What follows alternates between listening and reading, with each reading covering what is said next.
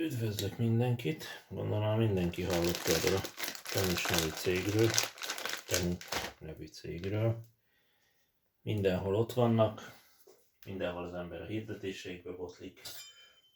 Én kipróbáltam. Nézzük meg, hogy mit sikerült rendelni.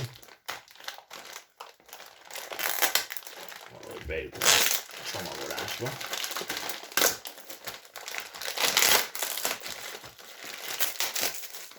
És akkor nézzük sorba. Először is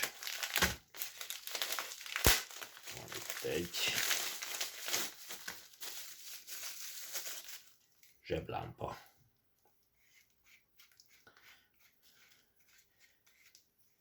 Állítható a fókusztávolsága, és USB-ről tölthető bekapcsoló gomb. Hát nagyjából ennyi.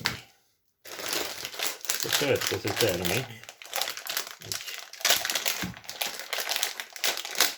USB-s töltő, 65 watt, van rajta C csatlakozó, van rajta 1, 2, 3, 4, 5 darab USB csatlakozó, és hát ugye a felirat szerint 65 wattos töltésre képes. Meglátjuk, leteszteljük.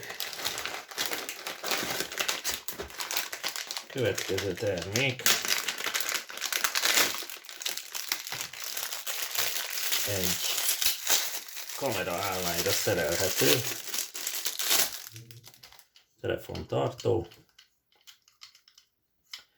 aminek az a jó tulajdonsága van, aki használ kamera állvány telefonnal, hogy forgatható benne a telefon, nem kell átpozícionálni, csavarosan állítható, nem kell belefeszegetni a telefon, hanem egyszer fixen berögzítjük, és onnantól kezdve rögzül, elég nagy tartományban állítható. Nekem remélem jó szolgálatot fog tenni. És a negyedik, egyben utolsó termék, az pedig egy mikrofon, ami oda csiptethető a pólóra, ingre, akármire. Van egy vevőegység, amit bele lehet dugni a telefonban, és ezáltal jobb hangminőségű videókat lehet elméletileg rögzíteni, ugye vezeték nélkül viszi át a jelet. Meglátjuk, ez is le lesz tesztelve, lesz külön teszt videó mindenről. Köszönöm szépen a figyelmet!